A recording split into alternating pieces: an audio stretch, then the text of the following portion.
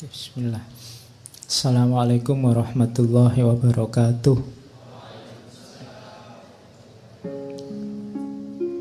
Bismillahirrahmanirrahim. Alhamdulillahi rabbil alamin. Wabihi nasta'inu ala umurid dunya waddin. Allahumma sholli wa sallim wa barik ala habibina wa syafi'ina Sayyidina wa maulana Muhammadin wa ala alihi wa ashabihi wa man tabi'ahum bi ihsanin ila yaumiddin. Bismillah. Mari kita lanjutkan ngaji kita. Malam ini masih di tema alegori cinta ilahiyah. Jadi ini para sufi yang menulis roman percintaan, cuma sebenarnya simbolisme dari cinta ketuhanan. Hakikatnya itu karena mungkin dianggap lebih bisa menarik orang. Lah kalau nanti dipahami hanya sebagai cinta biasa saja Pak, antara laki-laki dan perempuan, ya ndak apa-apa. Karena cinta yang menurutmu romantik biasa itu pun sebenarnya merupakan satu anugerah dari Allah dan merupakan pengantar untuk menuju cinta ilahiyah. Dalam dunia tasawuf itu kan ada istilah puncaknya suluk itu takholak bi ahlakillah, berakhlak seperti akhlaknya Allah. Jadi kita bisa menjalankan apa yang dilakukan oleh Allah. Allah menyayangi, kita sayang. Allah sabar, kita sabar. Allah adil, kita adil. Termasuk cinta.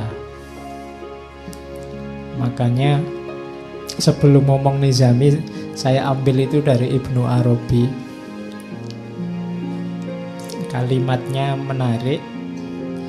Innal hubba al-hakiki bainal basyari huwa al-bidayah lita'arrufi ilallah wasyu'ur bimahabbatihi wa faidhi ato'ihi wa karomihi. Sesungguhnya cinta yang hakiki, cinta yang tulus antar manusia itu adalah awal perjalanan menuju pengenalan kepada Allah. Wasyu'ur bimahabbatihi, dan merasakan pengalaman mencintainya, maksudnya mencintai Allah. Wa faidhi ato'ihi wa karomihi, dan merupakan awal untuk mendapatkan anugerah dan kemuliaan, kemurahan dari Allah. Jadi makanya minggu lalu waktu kita ngomong jami itu di awal kan ada cerita seorang pemuda ingin masuk ke dunia sufi sama gurunya disuruh pulang dulu, jatuh cintalah dulu. Kalau ada yang tanya dalilnya apa cinta-cintaan laki-laki dan perempuan sesama manusia, Ibnu Arabi ini bisa dipakai. Jadi tapi cinta ya, bukan pacaran. Biasanya kalian salah definisi. Ya cinta ndak harus pacaran.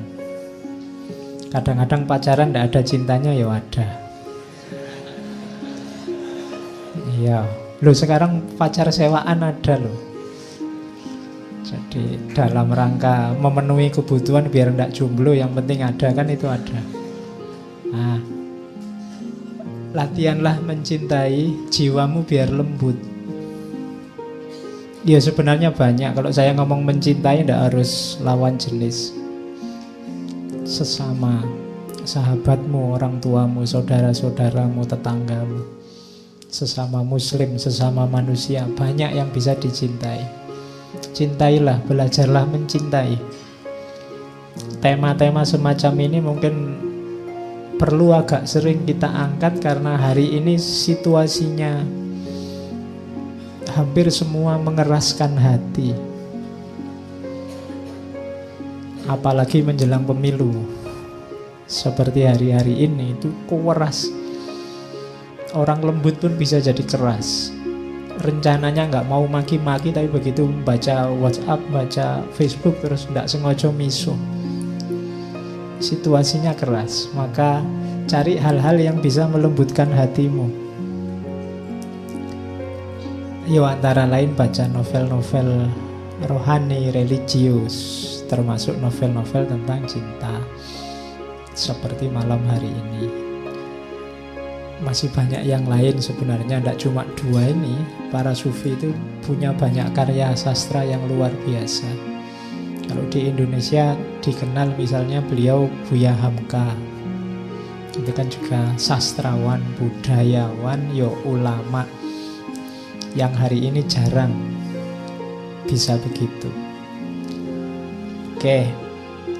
Malam ini kita ketemu cerita yang sangat terkenal, Laila Majnun.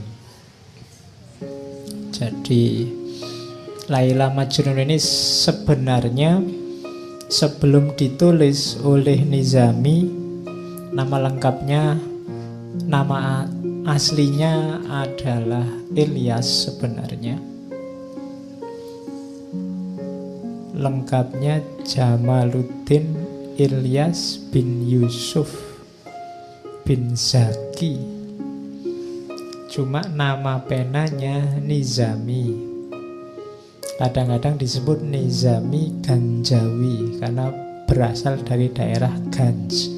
Daerah Ganj itu sekarang daerah Azerbaijan. Ya, zaman itu masih di bawah Imperium Persia, dinasti Seljuk. Nizami ini anak yatim sejak kecil. Cuma dibesarkan oleh pamannya, disekolahkan. Sangat pinter, menguasai banyak ilmu agama sehingga nanti digelari hakim. Hakim tidak dalam arti penguasa pengadilan yang memutuskan, tapi orang yang ahli hikmah. Makanya digelari Hakim Nizami.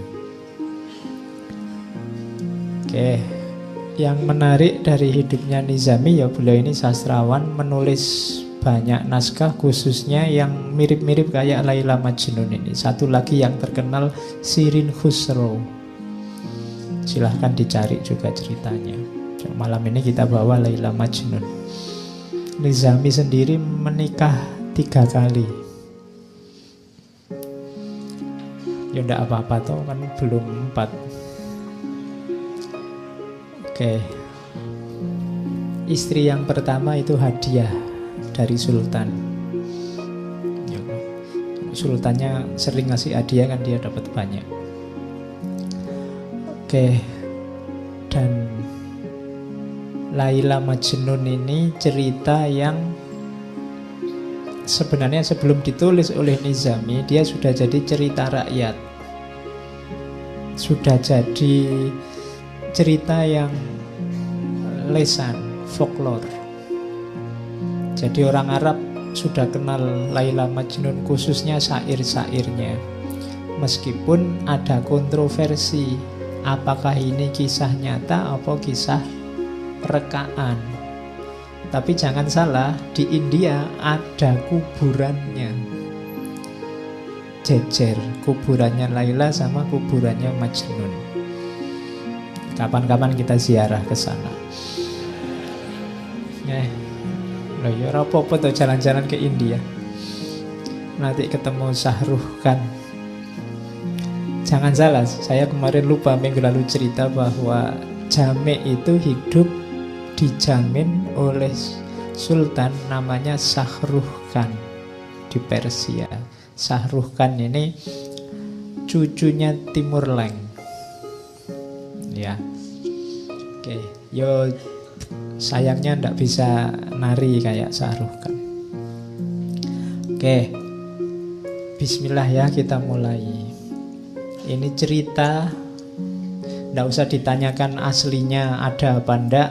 Malam ini kita ingin mengambil saja hikmahnya, bagaimana cinta ketuhanan itu yang ingin dikatakan oleh Nizami lewat Laila Majnun. Yo, Majnun itu gelarnya, nama aslinya Qais Ibnu Mulawih, atau ada yang bilang Ibnu Mulawah. Kalau Laila Ibnu Amir. Jadi ini anak-anak muda dari dua kabilah yang berbeda. Ya nanti karena saking gilanya dengan cinta disebut Majnun. Majnun itu dari kata, sebenarnya satu akar kata dengan jin. Mungkin kalau diterjemah letter, Majnun itu orang yang kesurupan jin. Cuma diterjemah jadi gila. Ya, jadi orang kesurupan. Jatuh cinta itu kalau sudah banget kan kayak orang kesurupan, akalnya tidak jalan. Ya, dan secara kimiawi nanti ada penjelasannya. Jadi makanya dia disebut Majnun. Kalau Laila, ya secara akar kata itu ya artinya malam.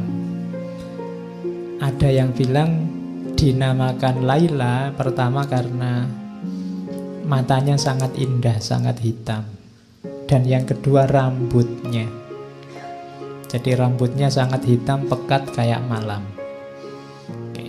Nggak usah tanya, kok tahu sampai rambutnya, berarti Laila nggak jilbaban, Pak. Iya. Nggak usah tanya itu, nanti diskusinya geser. Oke. Yo kamu tanya ustadz-ustadz yang ahli fikih itu. Wong nggak jilbaban kok diceritain. Nanti kamu tanya lagi, Qais berarti nggak sholat ya Pak waktu gila itu. Iya. Oke. Ya itu biarkan ustadz yang lain yang menjelaskan. Nanti kalau ini disebut tidak sholat nanti nggak jadi dijelaskan. Jadi ini dua orang anak muda. Nanti kalau baca Laila Majnun, bab paling awal itu cerita tentang ayahnya, namanya Umar. Jadi ayahnya ini sampai tua belum punya anak, melakukan usaha apapun susah sekali punya anak. Akhirnya berdoa, disuruh tirakatan sama orang-orang dekatnya, dan dikaruniai anak laki-laki yang ganteng luar biasa. Nanti dikasih nama Qais. Yang Qais ini idola pokoknya di sukunya, sehingga nanti oleh ayahnya dia jadi harapannya suku, disekolahkan di tempat yang elit, pokoknya sekolah unggulan kalau hari ini. Nah di sekolah unggulan inilah nanti ketemu Laila. Ya karena yo sama-sama anaknya ketua suku, berarti kan terawat pasti. Laila dikenal kecantikannya, kalau Majnun dikenal ketampanannya. Jadi yang ganteng ketemu yang cantik, masuk akal. Ya, halo ya. Sebenarnya ceritanya bisa dibikin tragis itu. Kalau di Sirin Khusro ada tragisnya, karena nanti ada yang jatuh cinta itu tukang batu jatuh cinta sama putri, meskipun nanti sebenarnya cerita sama sultannya. Tapi kalau di Laila Majnun yang ingin ditonjolkan bukan itunya, tapi bagaimana orang ketika sudah dilanda cinta itu sudah lupa dengan semuanya. Harusnya begitu. Kalau kita sudah merasa cinta sama Allah, rasanya semua yang lain tidak berarti. Kamu boleh mengklaim, Pak saya sudah cinta sama Allah, kalau apapun yang lain di dunia sudah tidak ada artinya. Kalau kamu masih panik, masih sumpek, masih gelisah, masih khawatir, masih takut oleh apapun hal yang bukan Allah, berarti belum cinta. cirinya itu nanti ditunjukkan oleh Nizami lewat Laila Majnun. Jadi karena satu sekolahan, begitu melihat Laila pertama kali, Majnun langsung jatuh cinta. Kois ini langsung apa, kalau bahasa romannya dia kayak orang kehilangan kesadaran. Laila juga begitu, sama-sama sukanya. Jadi kalau di kelas itu lirik-lirikan, pandang-pandangan gitu, sama-sama sukanya. Makanya di bagian awal itu dua-duanya digambarkan sama-sama mabuk. Jadi serangan pertama itu kan memang dahsyat bagi yang alami, yang belum dibayangkan. Jadi itu syairnya yang bagian-bagian awal. Jadi berlalu masa saat orang-orang padaku memohon pertolongan, dan kini adakah penolong yang akan mengabarkan rahasia jiwa pada Laila.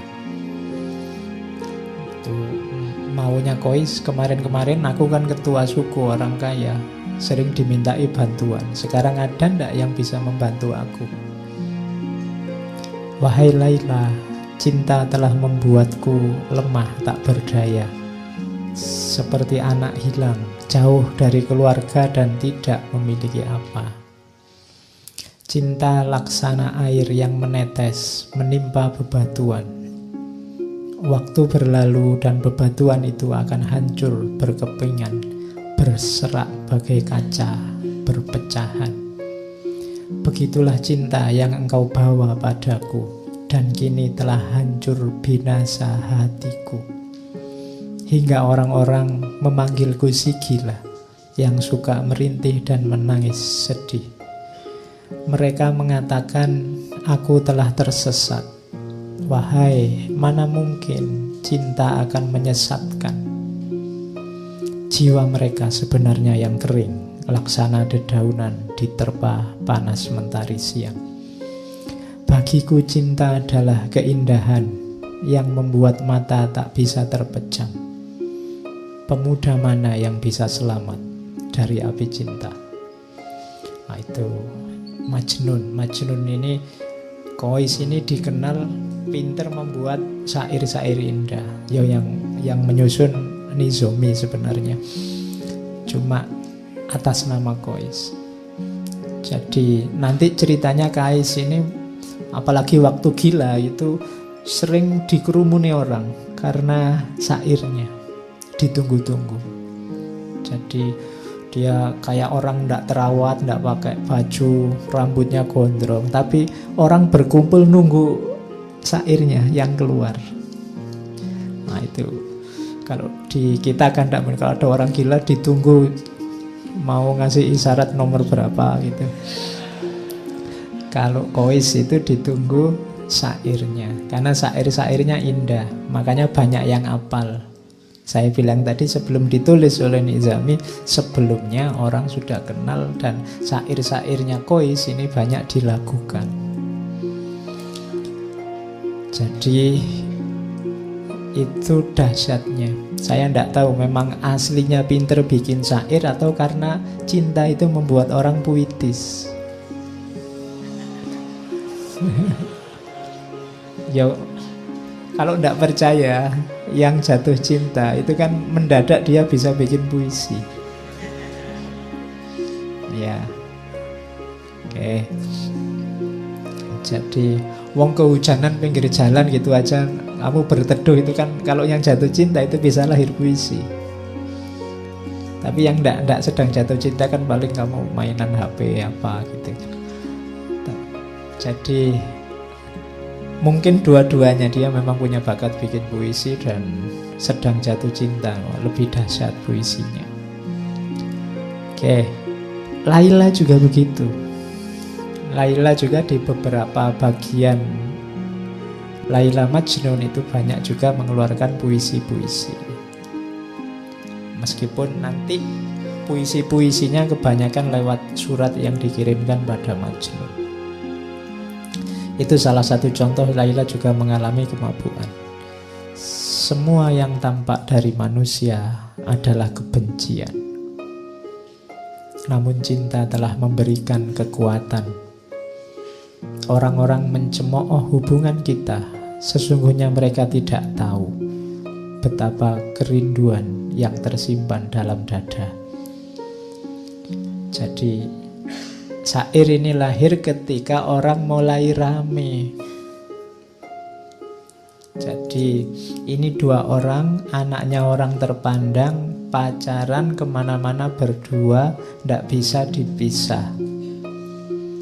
Jadi gosip di mana-mana. Wong sedang belajar loh, sedang kuliah loh, kok yo pacaran kan itu. Itu terus jadi gosip, jadi omongannya orang. Nah, ayahnya Laila itu merasa bahwa ini pencemaran nama baik. Jadi ini meruntuhkan kehormatan suku.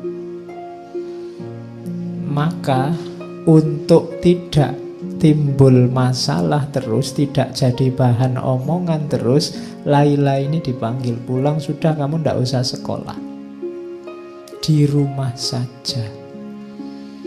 Jadi dua anak muda yang sedang senang-senangnya, sedang mabuk-mabuknya, sekarang dipisah. Dan dimulailah babak pertama kegilaannya Majnun.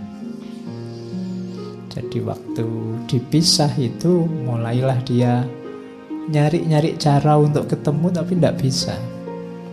Mulai keluar banyak syair, tangisan-tangisan.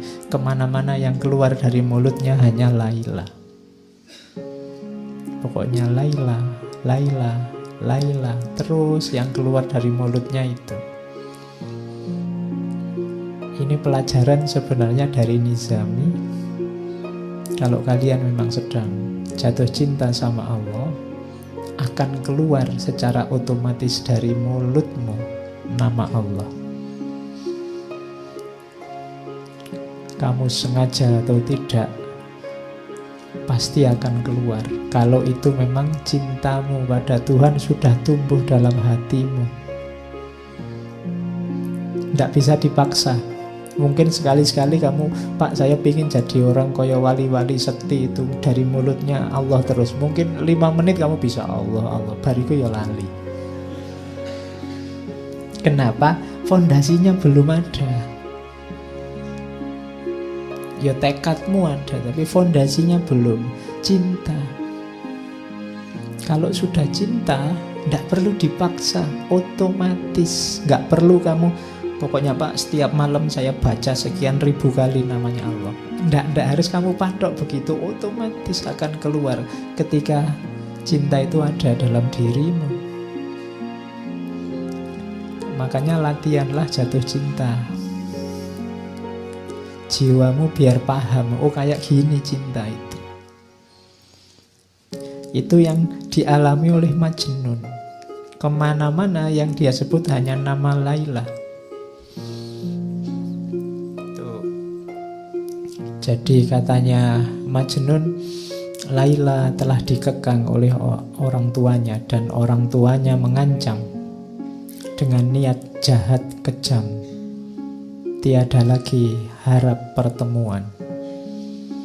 Ayahku dan ayahnya sesak dada dan sakit hati mereka. Bukan karena apa-apa, hanya karena aku mencintai Laila. Mereka menganggap cinta adalah dosa. Cinta bagi mereka adalah noda yang harus dibasuh musnah. Padahal hatiku telah menjadi tawanannya, dan ia juga merindukanku. Cinta masuk ke dalam sanubari tanpa kamu undang, tanpa kami undang. Bagai ilham dari langit yang datang menerjang lalu bersemayam dalam jiwa. Dan kini kami akan mati karenanya, karena cinta telah melilit seluruh jiwa. Katakan padaku, siapa orangnya yang bisa bebas dari penyakit cinta? Nah ini Majnun. Jadi cinta itu kalau sudah menyerangmu, engkau tidak akan berdaya. Kamu tidak akan bisa menipu dirimu. Kalau kamu sudah jatuh cinta pada sesuatu, kamu pura-pura tidak cinta itu tidak akan bisa. Ya mungkin ditolak, ya mungkin tidak nyambung, ya mungkin dia tidak suka padamu. Tapi kalau kamu memang jatuh cinta, kamu tidak akan bisa mengelak. Jadi itu kalimat-kalimat yang Majnun. Cinta bukan sesuatu yang kita undang, tapi dia datang, masuk dan bersemayam dalam diri kita. Kita tidak akan punya daya kalau sudah datang. Makanya katanya Gibran, pasrahlah kalau cinta memanggilmu. Kenapa? Tidak akan bisa kamu lawan. Kamu tidak akan bisa menipu dirimu. Dan Majnun mati-matian berusaha untuk bisa bertemu Laila. Macam-macam nanti ceritanya di novel itu. Ada yang dia pura-pura jadi pelayan perempuan, nanti diatur sama teman-temannya. Teman-temannya juga kasihan, ini anak jatuh cinta kok dipisah. Dirancang untuk bisa ketemu. Akhirnya Majnun nyamar jadi anak perempuan. Masuklah ke kamarnya Laila. Ngapain di kamar? Enggak, loh ini penting. Di kamar hanya pandang-pandangan. Sama-sama masih saling terpesona. Hanya diam. Coba mau baca nanti novelnya. Jadi hanya diam, hanya melihat, saling mengagumi, saling terpesona, dan tidak ngapa-ngapain. Tidak usah dibayangkan aneh-aneh. Terus nanti ketahuan, terus pergi. Ada juga cerita nanti Majnun ini nyamar jadi pengemis. Suatu ketika dia ketemu ada pengemis perempuan. Kemudian pengemis ini ditemui, tolong semua alat mengemis kasih saya, semua yang aku miliki tak kasih padamu. Jadi dia mengemis untuk bisa ketemu Laila. Dari rumah ke rumah. Makanya ada syairnya itu kan. Duhai, betapa besar bahaya ku undang sekedar untuk bertemu denganmu. Ku korbankan segala yang ada padaku. Ku ubah diriku hingga engkau pun tak mengenaliku. Ku ayunkan langkah dengan tetes air mata. Dan setelah memasuki perkampunganmu, ku buang semua tanda yang membuat orang mengenaliku. Ku ikat diriku dengan rantai baja bagai budak hina, berjalan mengadahkan tangan meminta sedekah. Dan bocah-bocah itu tiada suka melihatku. Mereka berkumpul mengelilingiku, menghardik dan melempariku seperti anjing pengganggu.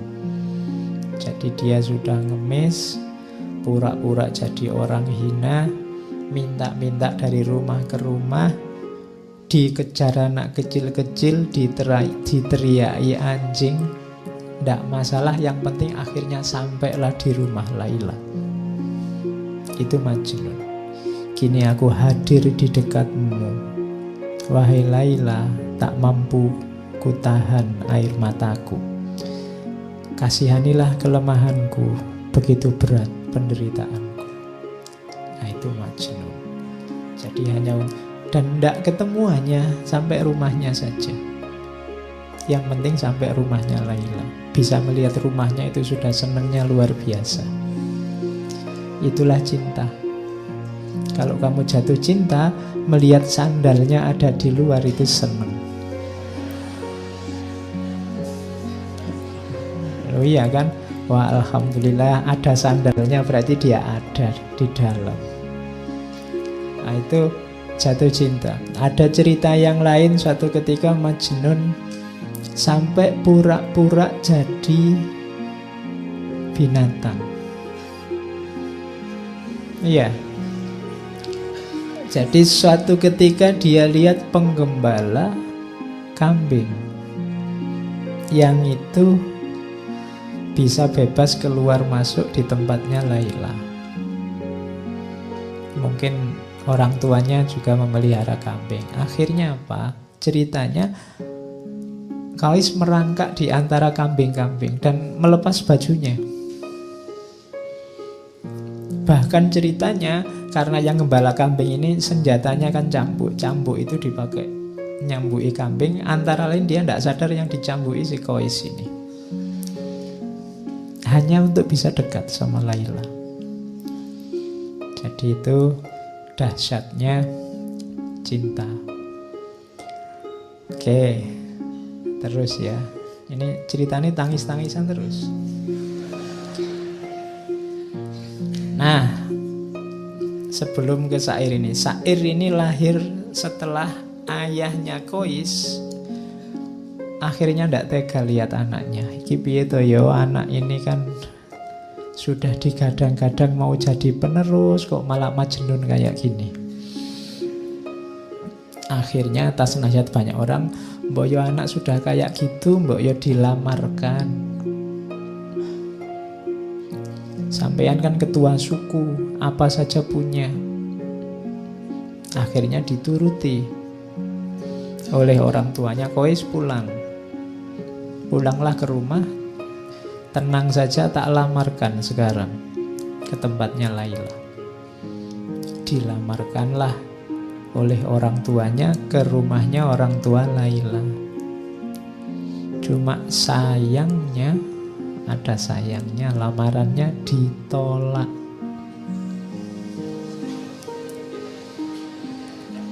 Iya. Jadi kenapa ditolak? Padahal ayahnya sudah bilang minta apa saja saya penuhi. Syaratnya apa saja bisa saya penuhi, termasuk seandainya nyawaku yang harus jadi taruhannya. Katanya orang tuanya Laila, siapa saja boleh menikahi anakku kecuali putra Anda.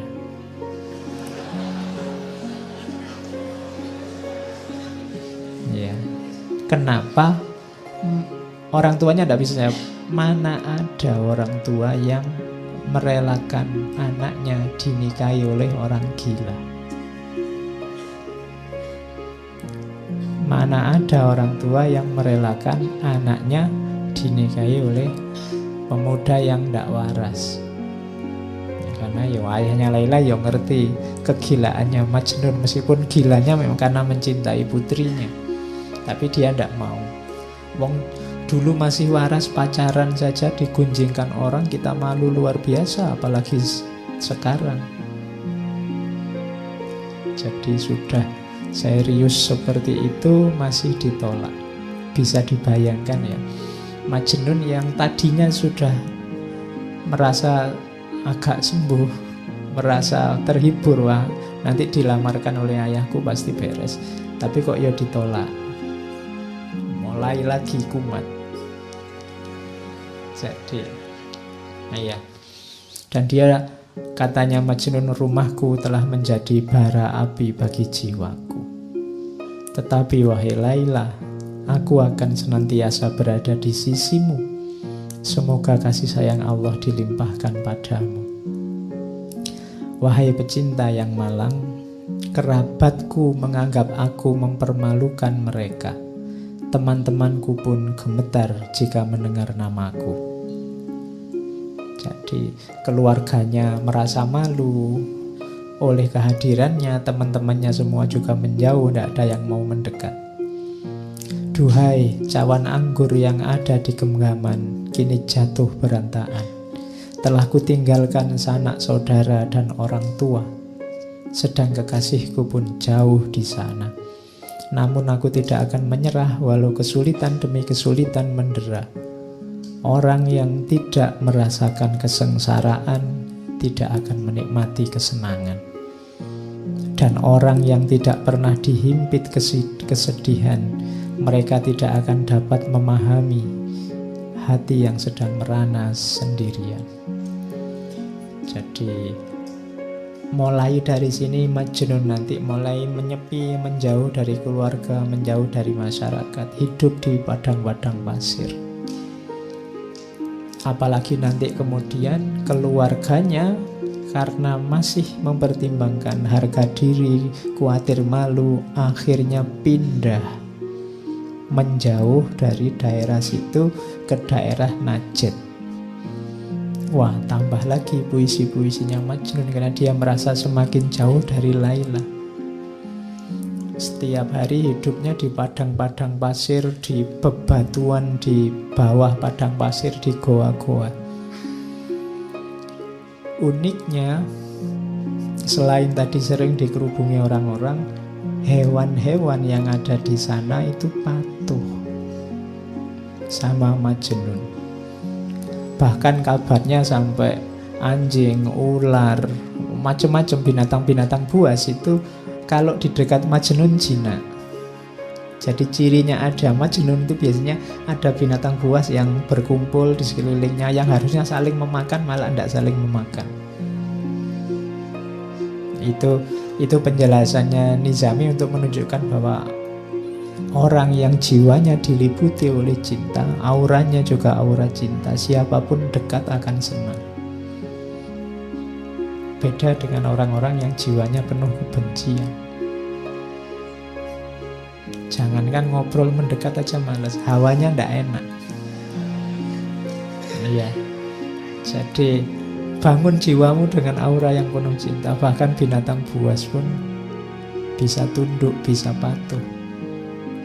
Kadang-kadang kalau Majnun sedang tidur di tengah padang pasir, binatang-binatang ini yang menjaga.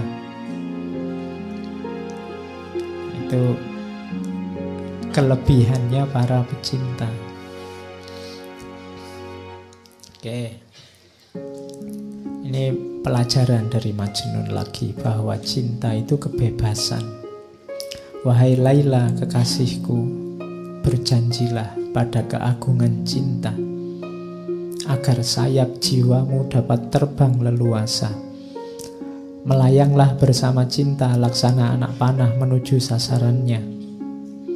Cinta tidak pernah membelenggu, karena cinta adalah pembebas yang melepaskan simpul-simpul keberadaan. Cinta adalah pembebas dari segala belenggu. Jadi contoh paling mudah, di mana sih pembebasannya cinta itu? Majnun tidak lagi terikat oleh apapun selain cintanya. Dia rela kehilangan bahkan keluarganya, apalagi posisinya sebagai putra mahkota, apalagi kedudukannya, teman-temannya. Dia enteng saja melepaskan semuanya. Itu menunjukkan bahwa cinta itu membebaskanmu dari apapun, bahkan contoh paling kecil lagi, bahkan membebaskanmu dari dirimu sendiri. Cinta membuat orang tidak egois. Kalau masih egois, masih belum cinta. Masih egois itu kan masih berpikir tentang dirinya sendiri terus. Perhitungan apa yang enak, apa yang menguntungkan bagiku. Tapi orang yang jatuh cinta tidak. Makanya katanya Majnun, cinta itu membebaskan manusia. Kalau kita semua menggunakan relasi cinta, mungkin hari ini nggak sepanas ini, nggak sesumpek ini. Kampanye itu mungkin juga nggak panas kalau saling mencintai. Mungkin yang satu bilang, ya kalau beliau mau jadi presiden, ya monggo saya persilahkan. Nanti yang satunya bilang, jangan gitu, saya nggak enak. Sampean juga nggak apa-apa, silahkan jadi presiden. Ayo. Bayangkan loh kalau yang kampanye kayak gitu kan enak, kita bisa ketawa-ketawa bareng. Oke, sekarang kan saling rebutan. Kalau cinta saling membebaskan. Oke. Terus walau dalam cinta setiap cawan adalah kesedihan, namun jiwa pecinta akan selalu memberi kehidupan. Jangan takut sedih, jangan takut ganjalan, jangan takut penderitaan. Karena cinta akan selalu memberimu hidup. Oh, yang pernah jatuh cinta kemudian patah hati bisa memahami ini. Kesedihanmu itu yang luar biasa itu, itulah yang menghidupkanmu lewat kenangan-kenangan, memori-memori. Indah loh. Kenangan itu kan membuatmu kangen, membuatmu rindu, membuatmu ingin ketemu lagi, ingin hidup sebelum bersama dia. Jadi cinta itu sakit, tapi sakitnya cinta itu ngangen nih.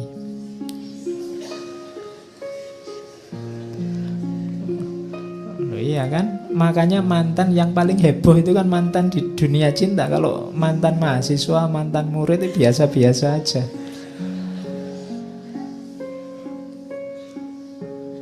Banyak racun yang harus kita telan untuk menambah nikmatnya cinta. Atas nama cinta, racun yang pahit pun terasa manisnya. Jadi kalau ini ya, yang alami pasti tahu. Orang lain melihat itu, kamu itu ndak capek, kamu itu ndak males, toh kamu itu kok mau-maunya, toh itu kan bagi orang lain itu racun-racun. Apa enak, apa enaknya. Tapi bagi yang ngalami, itulah nikmatnya cinta. Jadi itu pelajaran dari Majnun. Terus, bertahanlah kekasihku, dunia diciptakan untuk kaum pecinta. Dunia ini ada karena cinta. Percayalah kalau tidak ada satupun orang yang punya jiwa cinta, tidak ada lagi relasi antar manusia yang namanya cinta, dunia ini bubar. Detik ini juga. Kalau tidak percaya, coba saja.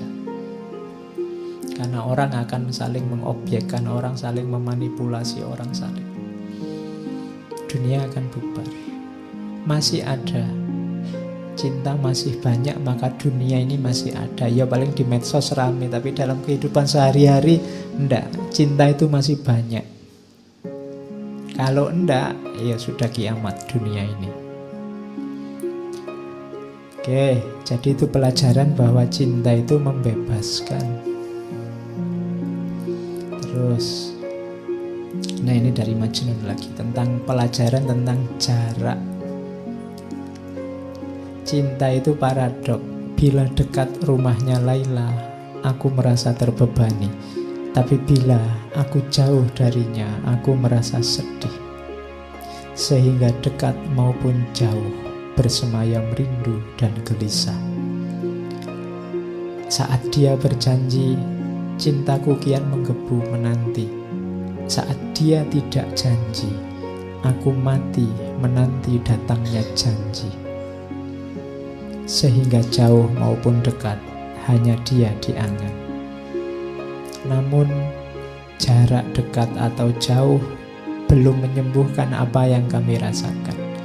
Sungguh pun ternyata dekat dengannya lebih baik daripada jauh darinya. Jadi ini logika jarak. Kita sama Tuhan kan juga begitu.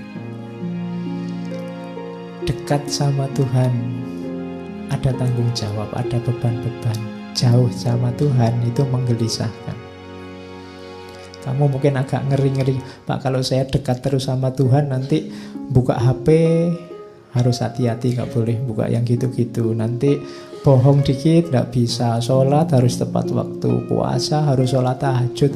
Kok rasanya berat ya Pak? Dekat dengan Allah, dekat denganmu membebani. Tapi jauh itu menggelisahkan.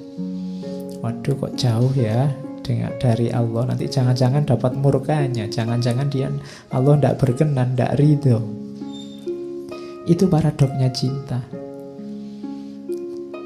Dekat sama yang kamu cintai itu kan kamu merasa terbebani. Aku harus membuat dia bahagia, aku harus membuat dia nyaman, jangan sampai dia tidak berkenan. Lebih sumpek.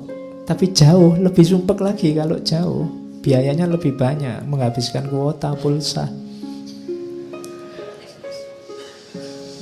Belum lagi marah-marahan, saling curiga. Sini ngomong maksudnya untuk menghibur, sana membacanya dianggap marah-marah. Wong yo tulisan itu kan ndak ada ekspresinya. Nah itu kan jauh, jauh menggelisahkan, dekat memunculkan beban. Tapi tenang saja Laila, cintaku ndak hilang meskipun kamu jauh. Padahal sebenarnya lebih enak kalau kamu dekat. Nah itu pelajaran selanjutnya dari Majnun tentang jarak. Ini nanti pelajarannya banyak. Kamu malam ini diajari orang gila. Ya. Jadi karena mungkin kalau orang waras susah ngajari cinta. Orang waras kepentingannya banyak. Melakukan apa-apa sering tidak tulus. Beda sama orang gila. Apalagi gila karena cinta. Oke. Jadi itu pelajaran selanjutnya tentang jarak. Pelajaran selanjutnya itu syairnya terkenal sekali. Amurru alat diyari diyaru laila uqabbilu dzal jidar wa dzal jidar wa ma hubbud diyar syahfana qalbi walakin hubbu man sakanat diyar. Jadi Majnun ini hobinya apa?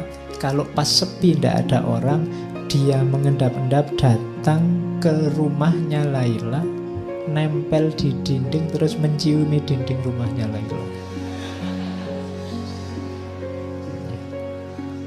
Oke, berarti kamu tadi yang terpesona oleh sandalnya, ya berarti menciumi sandalnya. Jadi aku berjalan amurru alat diyar, aku berjalan melintasi rumahnya Laila. Terus kucium dinding itu, kucium dinding itu. Semua sudut-sudut rumah, dinding-dindingnya diciumi. Cinta di dadaku bukanlah untuk dinding rumah, namun cinta pada siapa yang tinggal di dalamnya. Ya. Oke. Ya. Ya kalau ndak tahu rumahnya ya nanti dinding kampus.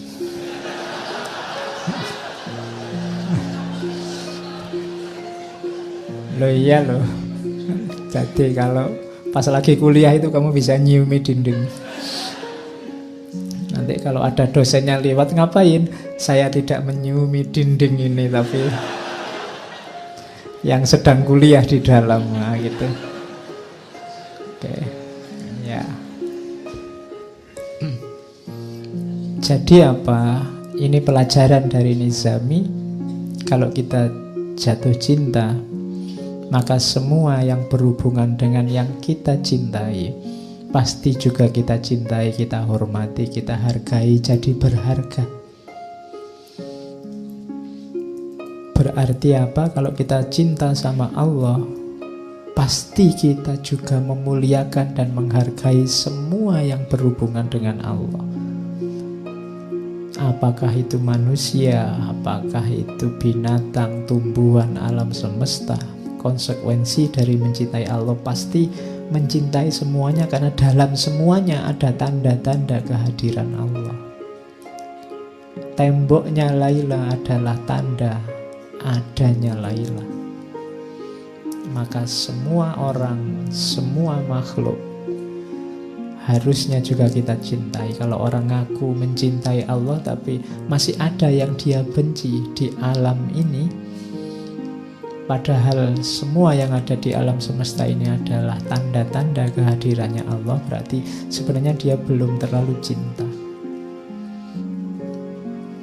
Jadi cinta pasti tidak menyisakan kebencian apapun. Kalau itu cinta pada Allah, tidak mungkin kita ada benci pada apapun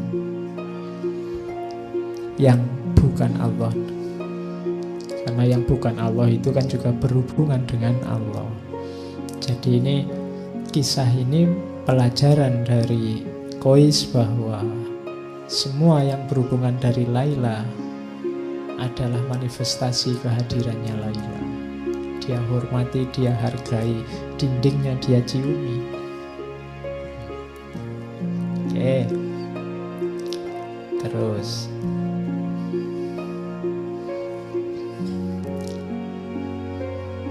Kalau ini pelajaran tentang kesetiaan. Jadi orang yang mencintai, jadi saya bilang tadi ya, Kois itu selalu ditunggu syair-syairnya. Syair-syairnya indah-indah dan penuh makna. Waktu terus berlalu, usia makin bertambah. Namun jiwaku yang terbakar rindu belum sembuh juga, bahkan semakin parah. Bila kami ditakdirkan berjumpa, akan kugandeng lengannya, berjalan bertelanjang kaki menuju kesunyian, sambil memanjatkan doa-doa pujian. Cinta, kasih, dan sayang telah menyatu, mengalir bersama aliran darah di tubuhku. Cinta bukanlah harapan atau ratapan. Walau tiada harapan, aku akan tetap mencintainya. Sampaikan salamku pada dia, wahai angin malam. Katakan, aku akan tetap menunggu hingga ajal datang menjelang. Ini pelajaran bahwa cinta itu efeknya adalah kesetiaan. Orang yang cinta pasti setia. Kenapa ada orang tidak setia? Biasanya karena yang dia harapkan dari yang dia cintai tidak muncul. Ketika ada harapan-harapan selain cinta itu sendiri, berarti ada pamrih-pamrih. Kalau masih ada pamrih-pamrih, berarti belum cinta yang tulus. Cinta bukanlah harapan atau ratapan. Walau tiada harapan, aku tetap mencintainya. Jadi kalau memang benar itu cinta, tidak usah kamu tuntut untuk setia, pasti setia. Kalau sampai nanti tidak setia, berarti belum cinta, atau cintanya hilang. Kenapa kok cintanya bisa hilang? Karena mungkin dulunya itu bukan cinta, tapi ada harapan-harapan, keinginan-keinginan yang sekarang tidak terpenuhi, maka kemudian nyeleweng. Jadi itu pelajaran selanjutnya tentang keteguhan hati. Kalau ini agak panjang. Jiwa orang yang dimabuk cinta, ini pelajaran ya, untuk mendeteksi dirimu kamu sudah jatuh cinta apa belum. Akan terasa sakit karena rindu. Coba ditelusuri masing-masing kalian. Ada ndak rasa rindu yang menyakitkan? Ingin ketemu terus, tapi begitu ketemu nggak tahu mau ngapain. Itu menunjukkan ingin ketemu saja. Ketemu saja sudah beres. Ya bukan karena saya ingin ketemu sekali dia Pak. Kenapa? Utangnya belum dibayar misalnya. Bukan itu. Kalau itu bukan kerinduan namanya. Ya, ini rindu yang jadi setiap kali berpisah kamu sakit, kamu ingin ketemu terus. Sebab pecinta ingin selalu bersama. Tapi halangan tidak akan henti-henti. Biasanya banyak ujiannya. Pecinta seperti dua ekor kijang di bukit gersang, selalu bersama walau tiada makanan. Jadi ciri pertama itu jiwa pecinta, itu jiwa rindu pada yang dicinta. Kalau kamu cinta sama Allah, maka hatimu selalu ingin ketemu dengan Allah. Hal-hal tidak penting kayak ngaji ini mungkin membuatmu sebel karena aku segera ingin ketemu Allah. Atau seperti burung merpati, walau terbang bebas di angkasa luas, tetap saja kembali pada kekasihnya. Atau laksana ikan tuna, tetap tabah walau dipermainkan gelombang, timbul tenggelam di lautan. Ciri cinta yang kedua adalah apapun aktivitasmu, kamu mengalami apapun, pada akhirnya kamu ingin kembali pada yang kamu cintai. Ujian apapun, masalah apapun, silahkan datang, tapi tujuanmu tetap kekasihmu. Berarti jiwamu jiwa pecinta. Walau selalu dicaci dan dicela, batin menjerit, tubuh binasa, meski lapar dan disia-siakan, namun jiwa pecinta akan selalu memaafkan. Itu cinta. Pecinta tidak membutuhkan pujian. Ciri selanjutnya, kalau masih nunggu dipuji, wah kamu setia sekali, wah kamu, aku capek-capek jemput kok kamu gak terima kasih, itu belum cinta. Ya, masih butuh pujian. Dan pengorbanan pecinta tidak akan sia-sia. Kulihat bintang kutub dan bintang kejora, di mana pula cinta. Sekecil apapun, cinta tetap berkuasa di singgasana jiwa. Dan bagi pecinta, kebahagiaan dan kesedihan sama indahnya. Karena cinta sejati tidak mengenal kesia-siaan. Jiwaku dan jiwanya akan tetap bersama. Andai pun tidak di dunia, pasti jiwa kami akan bersatu di liang barza. Dan kelak akan dibangkitkan bersama hingga dapat bersatu selama-lamanya. Mataku berkorban untuknya dengan segenap curahan air mata, berharap liang lahatnya adalah liang lahatku, agar jenazah kita bersatu. Oke, ini syairnya Majnun. Jadi nanti Majnun ini akhirnya sangat terkenal karena syair-syair dan kegilaannya. Semakin dia terkenal dengan kegilaannya, semakin marah keluarganya Laila dan semakin gelisah keluarganya Majnun. Dan itu nanti beban tersendiri bagi mereka berdua. Bahkan nanti di antara keluarganya Laila ada yang ngancam, dibunuh saja enaknya orang ini, bikin masalah saja. Oke. Nah, dari situ nanti muncul syairnya Laila. Laila ini protes, jangan dikira hanya Majnun yang segalau itu. Aku pun juga sama galaunya, hanya aku tidak seperti Majnun bisa bebas keluar. Bila kakiku terperosok, kalau ini Laila, aku menyebut namanya. Aku bermimpi dalam tidurku, hidup bersama dia. Apabila disebut namanya, hilanglah kekuatan jiwa. Hatiku seperti sirna ditelan namanya. Demi Allah, hampir saja aku gila karena memikirkannya. Makin lama dadaku makin sesak karena rindu gelisah. Kaumku mengancam, jika aku tak berhenti menyebut namanya, maka darahnya akan tumpah. Bunuhlah aku dan biarkan dia. Setelah nyawaku melayang, janganlah kalian hina dia. Cukup apa yang ia derita karena cinta. Mungkin ia akan menuduhku tidak setia dengan janji, dan aku tidak akan mampu mencegahnya. Ku campur tinta dengan air mata untuk menulis surat padanya. Inilah saat kukuburkan jiwaku untuknya. Aku khawatir jika ajalku tiba, tak dapat memandang wajahnya. Ini Laila. Jadi dua-duanya sedang gelisah. Suatu ketika ayahnya Majnun ini menjemput anaknya, mencari, ketemu, dijemput, dibawa pulang. Kemudian pokoknya diciptakan suasana yang sekiranya membuat Majnun lupa dengan Laila. Dicarikan gadis-gadis cantik yang sekiranya jauh lebih cantik dari Laila. Mau berapapun dikasih. Saya tidak tahu kalau kamu imanmu kuat tidak digituin. Jadi dibikinkan pesta tiap malam.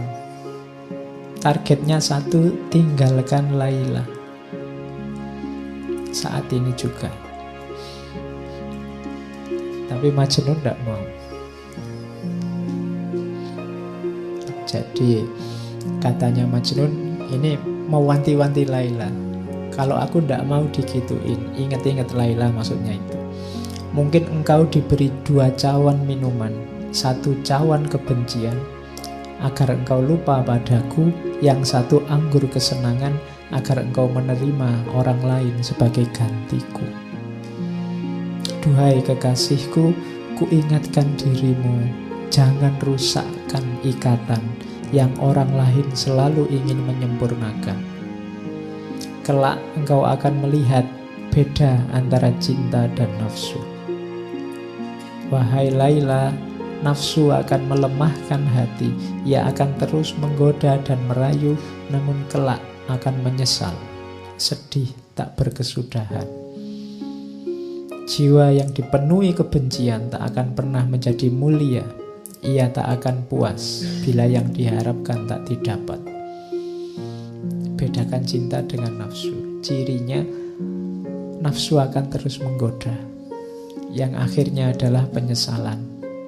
Sedang diriku Laila demi Allah, tali kasih yang telah bersemi akan kusiram dan kupupuk, agar cinta yang engkau berikan tetap terjaga selamanya. Dan aku haramkan atas diriku juga segala yang engkau tidak suka. Jadi orang jatuh cinta itu pasti tidak melakukan apa yang tidak disukai oleh yang dicintai. Kalau kamu cinta pada Allah, tidak perlu dipaksa, tidak harus ditausiai tiap hari, pasti dengan ikhlas. Kamu tidak menjalankan yang tidak disukai oleh Allah. Jangan kau biarkan jiwaku hancur karena murkamu. Orang yang cinta itu yang ditakuti 1, yang dia cintai marah padanya. Karena aku tak sanggup menerima amarahmu, bahkan gunung pun akan hancur karena kemarahanmu. Buanglah dalam dirimu segala keraguan, karena cinta tak bisa bersanding dengan kebimbangan. Aku akan selalu menjaga tali cinta kita. Walau engkau tak di sisiku, namun aku yakin cintamu selalu hadir di hatiku. Nah, ini puisi-puisinya masih panjang. Kalau ini munajat. Ini saya bilang malam-malam sendirian. Kalau Majnun ini dilakukan setiap kali dia tenaganya habis, ndak punya kekuatan lagi. Jadi Majnun ini kan jarang makan, di tengah padang pasir mengembara. Jadi tiap kali kehabisan energi kayak orang sudah megap-megap mau mati, munajat ini dilakukan. Setelah baca munajat ini kekuatannya kembali lagi. Iya. Cuma ini Majnun ya, tidak harus ditiru. Ya, katanya Majnun, Tuhan, apalagi yang dapat aku lakukan? Aku telah lelah dan tubuhku melemah. Itu yang lemah tubuhnya, tapi lihat yang didoakan siapa? Aku memohon dengan kekuatanmu, ringankanlah langkah kaki Laila untuk menemui diriku yang tidak berdaya. Wahai Tuhan, aku adalah hamba-Mu. Apalah guna hidupku jika harus menanggung beban seperti ini? Tunjukkan kemuliaan-Mu, turunkanlah berkah-Mu agar jiwaku dapat hidup kembali, terhindar dari lembah kematian dan memperoleh kekuatan untuk melangkah menemui kekasihku. Jadi ini munajatnya. Setelah ini terus dia merasa dapat energi baru, terus kumat lagi. Ya. Jadi wahai Laila, aku tahu engkau terpenjara dalam lingkungan keluarga yang mengasihimu, tapi mengapa engkau tak hendak melihat diriku yang terlunta-lunta di padang gersang? Aku hidup terasing. Orang-orang menganggapku gila, mereka menista dan menjauhiku. Duhai kekasihku, cinta telah mengambil jiwaku dan menyandingkannya dengan jiwamu. Aku tidak akan mempedulikan anggapan orang. Aku hanya memohon padamu, kuatkanlah tali pengikat jiwa kita. Jangan biarkan tangan-tangan kotor menjamahnya. Jangan kau biarkan nafsu dan kemewahan dunia melenakan jiwa kita. Cukuplah bagiku kenangan saat-saat bahagia ketika aku memandang jernih matamu, dapat menikmati madu senyummu, memandang ikal rambutmu bagai debur ombak di pantai. Biarkan kenangan itu menjadi mata air kebahagiaan, tempat istirahat musafir cinta yang kehausan. Kalimatnya abot ya. Wis ndak tutu. Ini munajatnya Majnun yang dia ucapkan saat dia melemah. Rasa-rasanya sudah mau meninggal, tapi biasanya setelah membaca ini terus dia bergairah lagi hidupnya. Hidup karena tadi kalimat yang terakhir tadi, kenangan akan yang dicintai. Saya bilang tadi, memori, kenangan itu senjata yang luar biasa yang menghidupkan cinta. Jadi ritme hidupnya Majnun ini ya semacam itu. Dia baca puisi, berkeliling-keliling di padang pasir, di daerah-daerah terpencil. Malah orang yang nyari dia karena butuh syair-syairnya. Jadi enggak, nanti di beberapa kesempatan sampai ada yang ingin bantu dia. Kalau di buku itu yang saya ingat ada sampai perang segala. Ada namanya Ishak, ada kepala suku namanya Noval, nanti ada penyambungnya dengan Laila namanya Zaid. Ini orang-orang yang ingin bantu dia dengan beberapa cerita. Bahkan ada yang namanya Ishak. Ishak ini orang terkemuka, kasihan melihat Majnun. Terus dia berjanji, Majnun, kalau kamu pengen bareng sama Laila, ya kamu jangan kayak gini, kayak orang gila, mesti ditolak. Kalau kamu percaya padaku, aku yang ngatur, termasuk ngatur dirimu.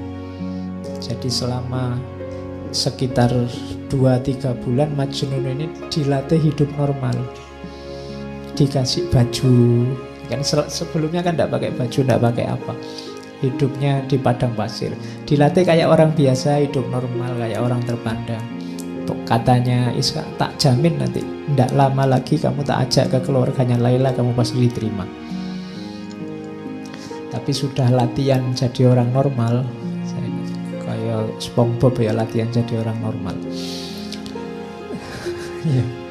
Jadi setelah dia dianggap normal oleh Iska, diajak melamar lagi ke rumahnya orang tua Laila, tapi tetap ditolak.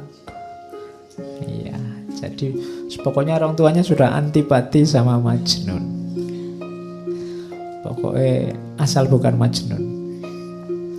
Jadi itu membuat Majnun kalap lagi. Dia puisi-puisinya keluar lagi. Sudah lari lagi ke padang pasir, mengembara lagi.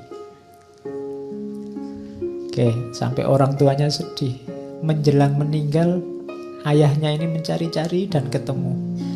Majnun sampai sujud-sujud di kakinya karena tidak bisa memenuhi permintaan ayahnya untuk pulang. Tidak bisa.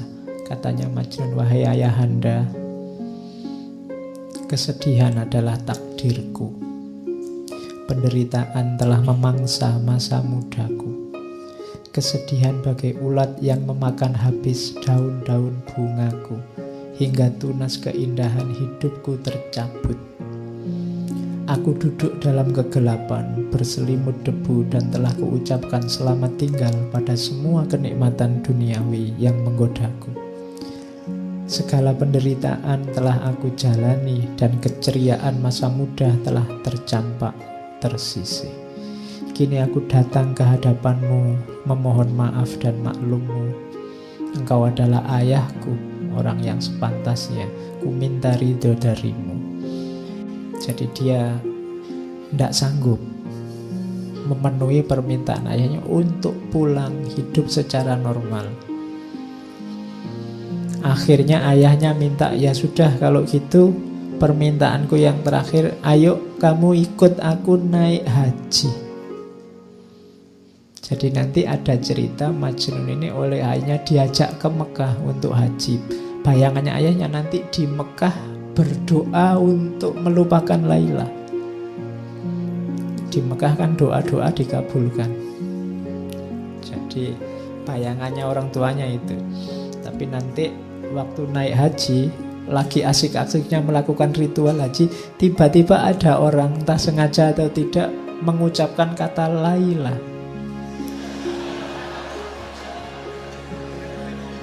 Iya, itu iya, orang sudah mulai konsen mau ibadah diingatkan lagi.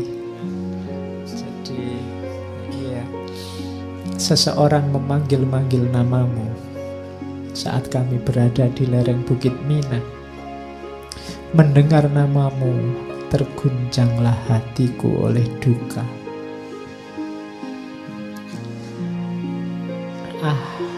Lelaki itu tidak tahu betapa suci namamu. Mengapa ia memanggil nama Laila dengan seenaknya? Ya. Jadi iya, enggak. Apakah ia tidak tahu dengan menyebut namamu berarti ia telah menerbangkan seekor burung yang telah bersarang di hatiku? Iya. Ia memanggil nama Laila. Semoga Allah membukakan kedua matanya untuk melihat betapa pesonamu yang tak akan mampu dia kira. Iya. Ya wis, kumat lagi. Sudah asik-asiknya mau ketemu Allah, mau berdoa di sana. Akhirnya begitu nyampe Ka'bah, dia pegangi pintu Ka'bah, doanya ini. Aku teringat akan dikau Laila saat para jamaah haji sibuk berzikir. Di kota Mekah, di dinding Ka'bah, mereka khusyuk berdoa, sedang kalbuku hanya tertuju padamu. Ya Rahman, aku bertobat padamu dari dosa-dosa yang telah kulakukan dan dari dosa-dosa yang akan selalu datang bermunculan. Aku mencintai Laila, namun halangan menghadangku untuk bertandang. Aku menyayanginya dan tidak bisa berpaling dari selain dia. Bagaimana aku bisa berpaling darinya sedang hatiku telah tergadai padanya? Aku bertaubat padamu Robbi, karena padamu jua aku akan kembali. Wahai yang maha pengasih, Raja di raja para pecinta, Engkau yang menganugerahkan cinta ini. Aku hanya mohon padamu satu hal saja, tinggikanlah cintaku sedemikian rupa, sehingga sekalipun aku binasa, cintaku dan kekasihku tetap hidup. Jadi doanya lebih memantapkan lagi kegilaannya. Ya. Oke ya. Ini doanya yang sangat terkenal. Robbi zidni min ishqiha. Ya Tuhan, ya Allah, tambahkanlah cinta dan kerinduanku padanya. Jadi malah ingin diperdalam lagi, sudah sedalam itu. Wa in qasurat umri bil iski fazidhu fi umriha. Seandainya semakin berkurang umurku karena cinta, maka tambahlah umurnya Laila. Robbi zidni li Laila hubban wala tansani dzikroha abadan. Wahai Tuhan, tambahkanlah cintaku pada Laila, jangan membuatku lupa untuk mengingatnya selamanya. Ya boleh kamu tiru nanti, nama Laila diganti pacarmu.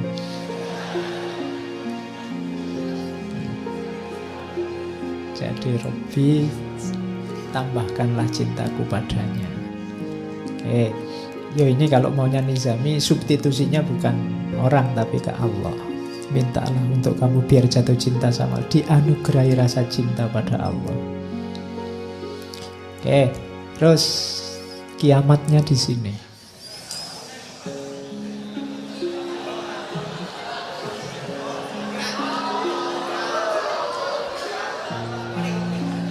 Oke, ya. Ya, jadi nanti Laila ini dipaksa untuk kawin dengan laki-laki tua namanya Abu Salam. Ya, ini yo bisa dibayangkan seperti apa situasinya Majnun waktu tahu Laila menikah. Wahai dunia, begitukah balasanmu pada pecinta yang tulus ini? Begitukah balasan yang harus aku terima dari pengorbananku? Kemarin aku masih merasa senang karena bayang-bayang Laila masih hadir dalam mimpiku. Namun kini bayangan itu pun engkau renggut. Apalagi yang aku miliki sekarang. Wahai dunia, engkau telah mencabik-cabik tubuhku yang lemah tak berdaya. Mengapa engkau belum puas juga hingga tega merenggut mimpi indahku? Laila, wahai Laila, di mana engkau letakkan hati dan jiwaku? Di mana engkau simpan janji dan kenangan kita? Semudah itukah engkau menyerah, melupakan segala derita yang aku rasa? Tangan siapakah yang telah mencengkerammu dan menjauhkan dirimu dariku? Laila, datanglah kemari sebentar saja, tikamkanlah belati ke dalam jantungku. Tikaman belati yang mencabut nyawaku akan lebih indah dari hidup menanggung siksaan cinta. Ya, Laila juga terpaksa menikahnya, tapi ini Majnun ini kabarnya begitu mendengar Laila menikah, pingsan berhari-hari. Iya, jadi pingsannya berhari-hari. Terus begitu bangun nanti keluar banyak syair kesedihan. Pas hari menikah, kalimatnya ini. Ya, cuma ini tidak pada resepsi ya, tetap di padang pasir. Jadi katanya, Kois, semoga kalian berdua selalu berbahagia di dunia ini. Aku hanya meminta satu hal sebagai tanda cintamu. Janganlah engkau lupakan namaku, sekalipun engkau telah memilih orang lain sebagai pendampingmu. Janganlah pernah lupa bahwa ada seseorang yang meskipun tubuhnya hancur berkeping-keping hanya akan memanggil-manggil namamu, Laila. Oke, ya boleh kamu tiru nanti kalau mantanmu kawin.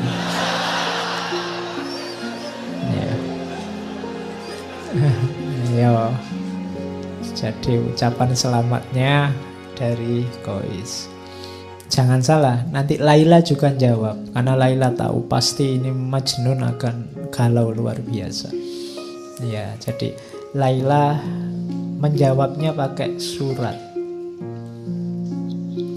Kalimatnya panjang. Dalam hidupku, aku tidak bisa melupakanmu barang sesaat pun.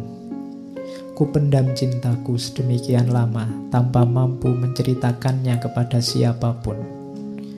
Engkau memaklumkan cintamu ke seluruh dunia, sementara aku membakarnya di dalam hatiku. Sementara engkau membakar segala sesuatu yang ada di sekelilingmu. Kini aku harus menghabiskan hidupku dengan seseorang, padahal segenap jiwaku menjadi milik orang lain. Katakan padaku kekasih, mana di antara kita yang lebih dimabuk cinta?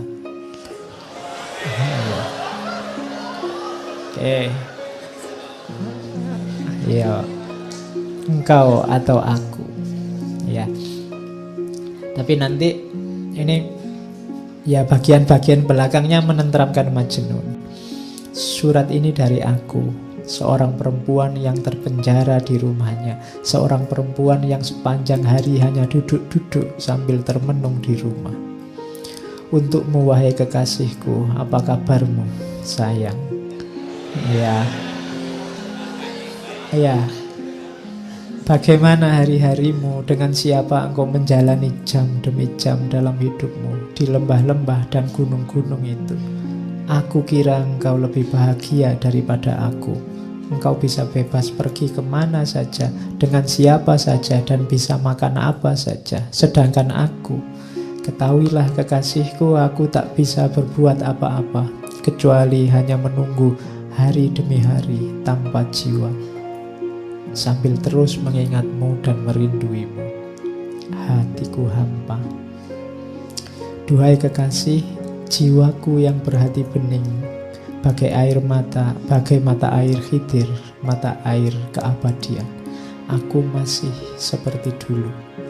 Meski aku telah menikah, namun aku bersumpah, hatimu selalu ada di hatiku.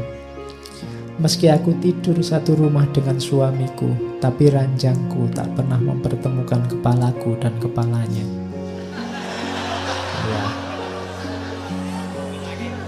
Ya, itu kalimat aslinya la yajma'u ra'si wa ra'suhu firos. Jadi memang Laila tidak mau disentuh oleh suaminya. Nanti ceritanya begitu. Permata di tubuhku masih tersimpan utuh, bersih, dan tak pernah disentuh oleh jamahan tangan siapapun. Hartaku yang paling berharga masih terkunci rapat dan tak pernah dibuka oleh tangan siapapun. Bunga di taman masih tetap kuncup dan belum merekah sebagaimana dulu. Wahai kekasih hatiku, kemarilah, tuangkan air keabadian Khidir itu. Jarak jauhku darimu tak akan lama lagi. Kita akan menyatu dalam keabadian. Ya, ini surat panjangnya Laila karena untuk menenteramkan Qais. Jadi kalau tidak begitu bisa stres terus. Ya. Tapi nanti terus Qais juga balas suratnya. Cuma Qais ini senengnya luar biasa dapat suratnya Laila, sehingga dia yang biasanya bisa bikin syair panjang lebar sekarang tidak bisa ngomong apa-apa. Kalimatnya pendek sekali jawabannya. Nanti penghubungnya ini namanya Zaid. Ini surat dariku, aku yang gelisah dan gila. Untukmu, wahai engkau yang ada di lubuk jiwaku. Kini engkau adalah mahkota di kepala siapa dan kekayaan di tangan siapa. Aku hanyalah debu di lembahmu. Bila engkau menuangkan untukku air pertemuan, engkau menumbuhkan bunga dan menerbitkan musim semi. Namun bila aku memperolehmu dan tak lagi berpisah jauh darimu, bumi ini tak akan menumbuhkan apapun selain debu. Lihatlah, aku adalah tawanan yang terbelenggu. Jadi ini ketidakberdayaan seorang Qais.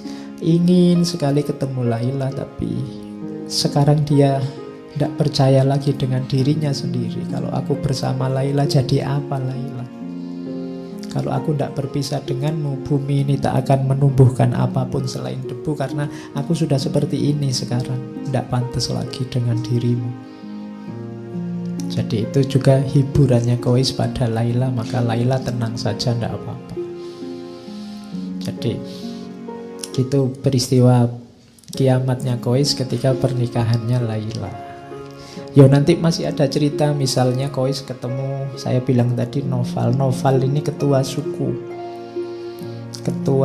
yang ingin membela Qais.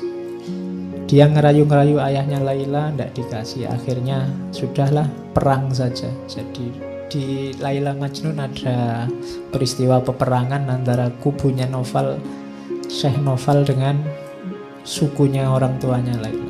Sukunya orang tuanya Laila kalah. Cuma waktu perang ini Qais sebenarnya tidak ingin perang. Ketika perang, Qais malah ada di pihaknya, ceritanya Laila, sukunya Laila. Iya, bingung ya memang. Jadi karena bagi Qais sukunya Laila tadi kan ditanda-tanda semua yang berhubungan dengan Laila dia sayangi juga. Jadi Qais ini ceritanya ikut bantu mengobati yang sakit, yang luka, tapi dari kubu Laila. Itu yang membuat Noval bingung. Iya. Ya, terus begitu terakhir ayahnya jadi tawanan, katanya ayahnya, nyawaku, sukuku, putriku, ya karena aku kalah terserah mau kamu apain aja. Permintaanku satu, kalau aku disuruh menikahkan anakku dengan Qais, tidak. Ya, pokoknya itulah antagonisnya ada di situ. Jadi kalau Qais enggak, itu kehormatan suku kalau bagi ayahnya Laila. Jadi, mbok ini semua suku kamu jadikan budak, bahkan Laila kamu kawini sendiri, aku kamu bunuh nyawaku, iya, tapi anakku tidak akan kuizinkan dinikahi oleh Qais. Oke, itu di antara ceritanya begitu sampai nanti Laila menikah dan suaminya memang tidak boleh menyentuh Laila sama sekali. Sampai saya tidak tahu yang meninggal duluan suaminya Laila. Tidak mungkin dia ngenes juga tidak boleh menyentuh Laila. Karena sudah tua memang suaminya. Jadi sudah tua, kawin sama yang muda, tapi tidak boleh menyentuh.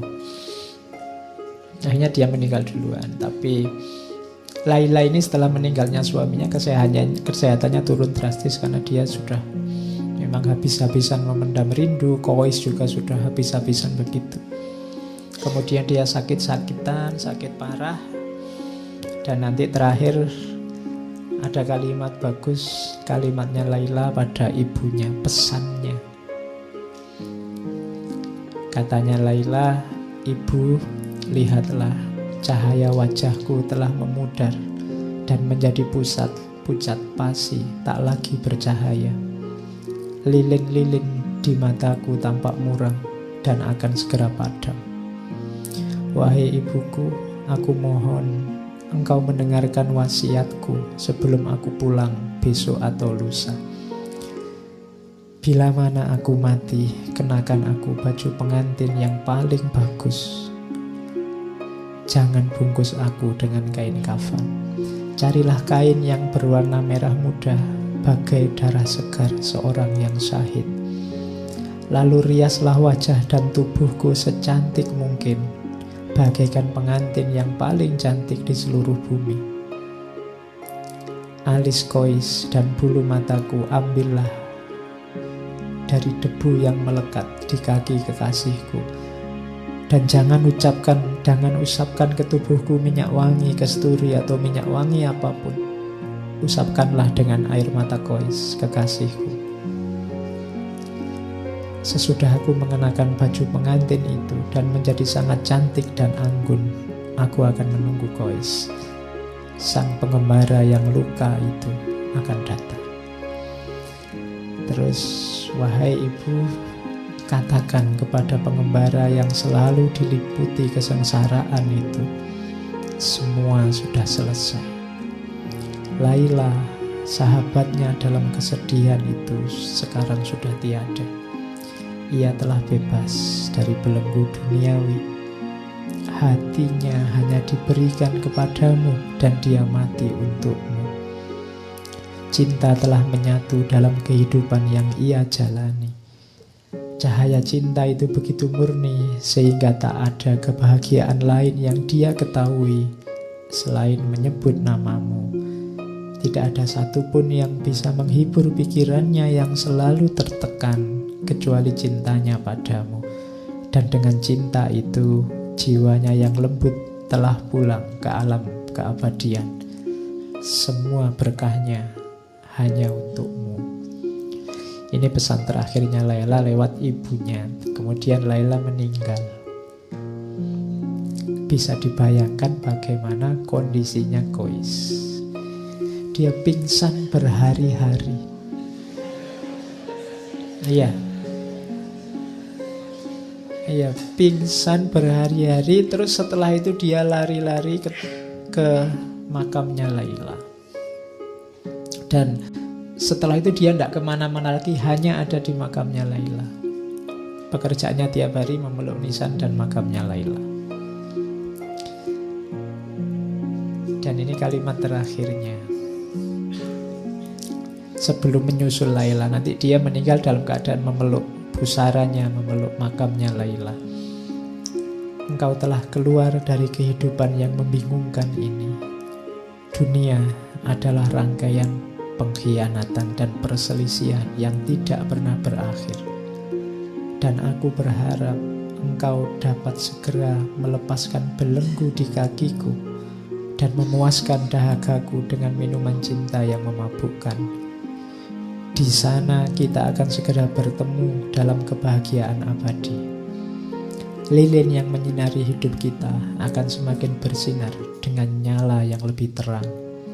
Cinta kita akan bercampur dengan cahaya keabadian. Ya Allah, dengarlah hamba-Mu. Dalam tatapan cinta, bebaskanlah dia dari segala penderitaan yang menimpanya selama ini. Atas nama-Mu, rengkuhlah dia dalam pelukan-Mu. Ya Allah, tunjukkanlah kasih sayang-Mu, tunjukkanlah kebesaran-Mu pada diriku ini. Pertemukanlah segera aku padanya. Tidak ada lagi yang dapat kupertahankan di dunia ini setelah jiwaku satu-satunya Engkau panggil. Setelah itu tidak ada. Jadi mereka berdua meninggal. Itu akhirnya Laila Majnun. Nanti cerita ini ada beberapa tambahan. Ada cerita juga seorang sufi. Kalau di akhir cerita itu Zaid tadi yang jadi penghubung itu bermimpi dua-duanya berbahagia di alam sana. Qais dan Laila sedang berbahagia dengan pakaian terindah, dengan keremajaannya lagi dan seterusnya. Tapi nanti ada seorang sufi yang bermimpi. Jadi sufi ini bermimpi bahwa di akhirat sana Allah menyapa Qais. Sapaannya pada Qais adalah, wahai Qais, mengapa engkau menyebut namaku dengan nama Laila waktu di dunia? Itu sebenarnya ingin menunjukkan bahwa sebenarnya ini kisah tentang cinta ilahiyah. Kisah tentang cinta kepada Tuhan yang sudah mendalam. Itu yang membuat para sufi mabuk Allah. Itu yang membuat yang ada di mulut para sufi itu ketika mengalami puncak rasa cinta itu hanya Allah. Oke. Dan ini cerita Laila Majnun ini banyak diadaptasi macam-macam. Ada beberapa yang saya bawa, beberapa kali juga sudah saya cerita, misalnya dulu waktu ngomong Rumi. Jadi ini ada kisah dari Rumi tentang Majnun, salah satu teks Majnun. Jadi saya bilang tadi cerita tentang Majnun itu folklore yang sudah beredar di tengah masyarakat. Yang saya bawa malam ini versinya Nizami, tapi versi yang lain banyak. Kalau ini antara lain versi dari Rumi, ada beberapa cerita. Misalnya satu ketika teman-temannya Majnun ini tanya, Majnun, kalau kamu mau, kami bisa mendatangkan perempuan yang lebih cantik untukmu. Kata orang-orang. Jawabannya Majnun, kalian tak akan mengerti. Aku mencintai Laila bukan karena rupa dan penampilannya. Saat memiliki gelas, yang terpenting dan yang paling membahagiakan bukan bentuk gelas itu, melainkan ketika aku bisa menikmati anggur dengan gelas tersebut. Kalian sebaliknya, merasa puas dan cukup dengan bentuk gelas, tapi tak tahu apa yang paling penting dari sebuah gelas. Tak ada artinya gelas emas berhias permata tapi isinya cuka. Wadah tua dan rusak berisi anggur bagiku lebih baik ketimbang 100 gelas emas berisi cuka. Itu kalau bahasa hari ini mungkin jangan lihat casingnya. Kalau sudah jatuh cinta itu casing tidak penting. Orang yang masih ribut dengan rupa, dengan casing, itu sebenarnya belum jatuh cinta. Kalau sudah jatuh cinta tidak penting lagi itu. Makanya katanya Rumi, cinta menjadikan sesuatu tampak menawan. Namun yang tampak menawan tak selalu menyebabkan jatuh cinta. Kalau kamu sudah jatuh cinta, seperti apapun kondisi yang kamu cintai akan tampak indah. Itu yang tidak dipahami oleh banyak orang. Tadi kamu mendengarkan ceritanya Laila Majnun kan, mbok sudah nyari yang lain kan banyak. Sesimpel itu yang ada di pikiran kita. Kenapa? Karena kita belum jatuh cinta. Yang sudah dan pernah jatuh cinta pasti ngerti apa nilai yang dicintai. Tidak sekedar casingnya. Itu kisah carangan kalau di wayang, ini kisah petelan yang diambil Rumi. Ada lagi kisah potongan lagi saya bawa, kalau ini menarik. Satu ketika Kois ini kaget, tiba-tiba ada anjing dari kampungnya Laila sekonyong-konyong berjalan lewat depannya Kois. Kois mengikutinya karena dia pingin segera ketemu Laila. Jangan-jangan ini bisa mempertemukan aku dengan Laila. Di tengah perjalanan Kois melewati sekelompok orang kampung sedang sholat. Mungkin anjingnya lewat masjid mungkin. Tapi Kois tidak lihat mereka karena Kois sedang konsentrasi mengejar anjingnya. Ya. Setelah Kois pulang, orang tadi yang sholat marah-marah pada Kois. Wahai Kois, tadi engkau melewati kami saat sedang sholat. Kenapa kau tidak ikut sholat dengan kami? Kok kamu tidak lihat kita sholat, kamu lewati saja? Katanya Kois, demi Allah, saat kalian sedang sholat berjamaah, aku sama sekali tidak melihat kalian. Kenapa? Hatinya hanya fokus pada anjing dan yang dia cintai, Laila. Siapa tahu anjingnya bisa mempertemukan dengan Laila. Bila kalian benar-benar cinta pada Allah, sebagaimana diriku cinta pada Laila, pasti kalian tidak melihat aku.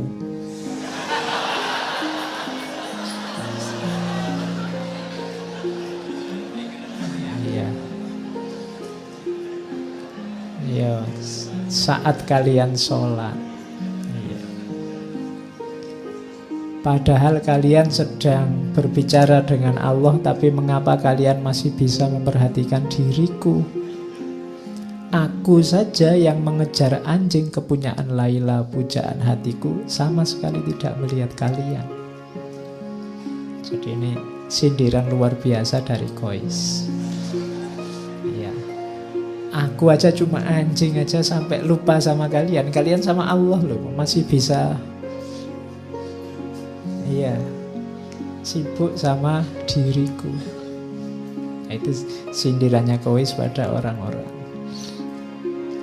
Ada lagi ini cerita. Ini juga kisah sampingan. Di Nizami tidak ada. Jadi suatu ketika di rumah Laila diadakan pesta. Semua warga desa diundang. Majnun yang tidak diundang menyusup saja masuk.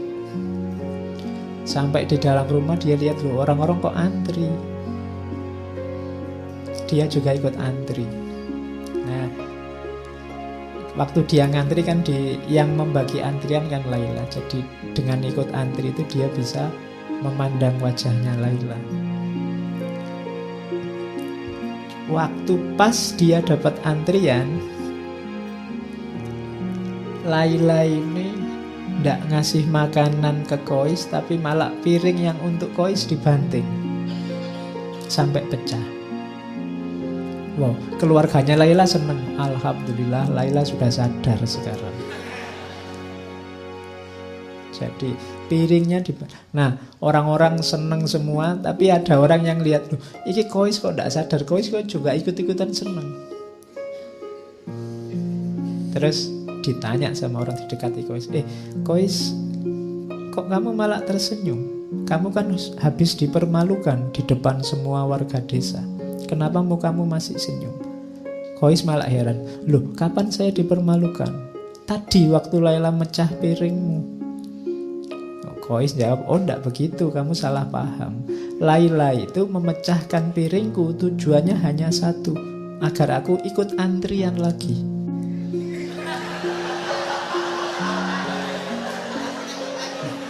Ya. Jadi kalau aku ikut antrian lagi ya Pak, aku bisa ketemu lagi, kita bisa berlama-lama saling memandang. Ya, sehingga rindunya bisa terobati. Jadi rahasianya di situ. Ya, ini sebenarnya sindiran bahwa kalau Allah ngasih kamu susah, kalau Allah ngasih kamu ujian, kesulitan, itu mungkin karena Allah ingin dekatnya lama sama dirimu. Kalau doamu lama tidak dikabul-kabulkan, mungkin Allah suka rindu mendengarkan suaramu terus. Jadi jangan salah paham dulu. Makanya cintailah Allah, dekatilah Allah dengan rasa cinta. Maka kamu tidak akan kecewa, tidak akan mengeluh, tidak akan putus asa. Karena banyak rahasia di balik itu. Nah, itu rahasianya cinta ilahi. Kayak Laila yang banting piringnya Kois itu kalau dilihat biasa saja kelihatan, wah ini tega sekali sama Kois. Tapi Kois yang ngerti rahasianya malah tertawa. Orang kampung yang tidak tahu dia sorak-sorak, dianggap wah Laila sudah sadar, padahal tidak. Oke. Terus kalau ini pernah saya bawa, lupa di. Jadi ini suatu ketika Majnun ini sakit, sama teman-temannya dibawa ke tabib. Katanya tabib, oh ini sakitnya parah, harus dibedah karena ada yang infeksi, ada darah yang harus dikeluarkan. Tapi Majnun menolak, jangan, saya tidak mau dibedah. Tabibnya bingung, lah kok kamu takut? Selama ini kan kamu keluar masuk hutan sendiri. Macan tidak takut, apalagi binatang buas tidak takut. Lah kok kamu dibedah aja takut? Katanya Majnun, tidak, bukan dibedahnya yang saya takut. Lah kamu takutnya apa? Aku takut pisaunya menyakiti Laila.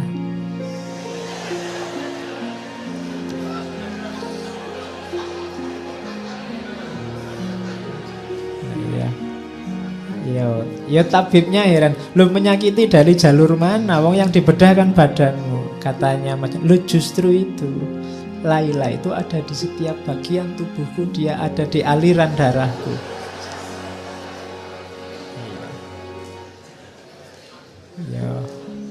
Ya ini bisa kamu jadikan alasan kalau kamu takut imunisasi, takut suntik itu. Ya. Jadi aku takut menyakiti.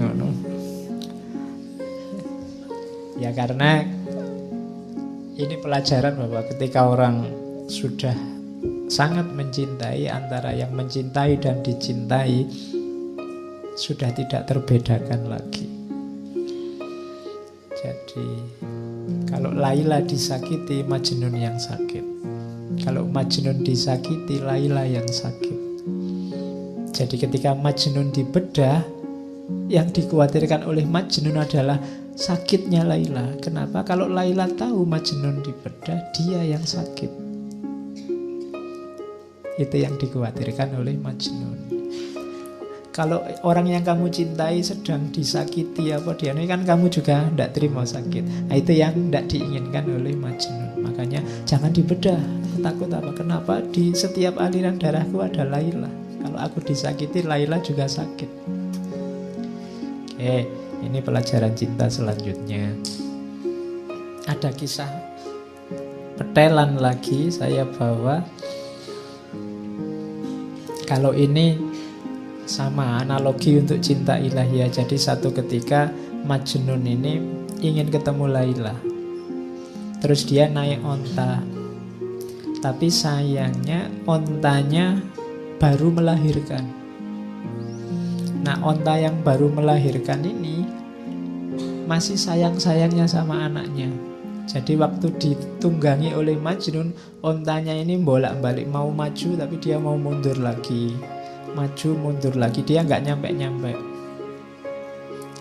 Akhirnya Majnun turun, katanya Majnun, sudahlah, saatnya kita berpisah, cintamu dan cintaku tidak sejalan. Iya, loh iya kan, ontanya mencintai anaknya, dia mencintai Laila, jadi tidak sejalan. Karena menunggangi kamu, selama ini aku berjalan di tempat, kadang maju, kadang mundur. Perjalanan beberapa hari memakan waktu 60 tahun, maksudnya lama sekali. Aku tidak akan menunggangi kamu lagi. Majnun terus turun, terus lari, tapi terus jatuh dia. Kakinya patah, tapi dia tidak putus asa ceritanya. Kakinya patah, dia ikat sendiri, terus dia menggelindingkan badannya. Jadi tidak bisa jalan kan? Ya, merangkak juga tidak bisa, kakinya sakit diikat, ya sudah muter aja menggelundung. Nah, ini pelajarannya adalah kalau engkau masih terikat oleh dunia, oleh banyak hal di luar dirimu, kayak onta tadi yang masih kamu tunggangi, kamu tidak akan nyampe-nyampe pada yang kamu cintai. Kalau masih sangat banyak beban yang harus kamu bawa, kamu tidak akan sampai-sampai. Tinggalkan semua bebanmu, berjalanlah, berlarilah, menggelindinglah menuju yang kau cintai. Ya, yang dicintai pastinya Allah. Oke, terakhir, kalau ini juga sudah sering saya sampaikan, satu ketika Khalifah ini yang mendengar cerita Laila Majnun sangat populer, satu ketika ingin tahu anak muda yang dilanda cinta itu kayak apa. Terus dia lihat ditemuinya Laila, tapi dia heran, oh Laila itu cuma kayak gini aja loh wajahnya. Kois menjadi Majnun karena kamu, tidak masuk akal. Apa yang dilihatnya dari dirimu sehingga membuatnya tergila-gila. Kamu bukan wanita yang sangat cantik, banyak wanita lain yang secantik kamu, bahkan melebihimu. Ada cerita yang bilang katanya Khalifah, bahkan dayangku yang paling jelek lebih cantik daripada dirimu. Tapi Laila menjawab, diamlah. Yang dia lihat tidak terlihat olehmu karena kamu bukan Majnun. Ya, kamu tidak tahu karena kamu bukan yang mencintai. Hanya yang mencintai tahu keindahan yang dicintai. Oke, jadi itulah kisahnya Laila Majnun. Ada banyak pelajaran cinta yang diberikan oleh Nizami lewat romannya ini, yang itu merupakan alegori dari cinta ilahiyah, cinta ketuhanan.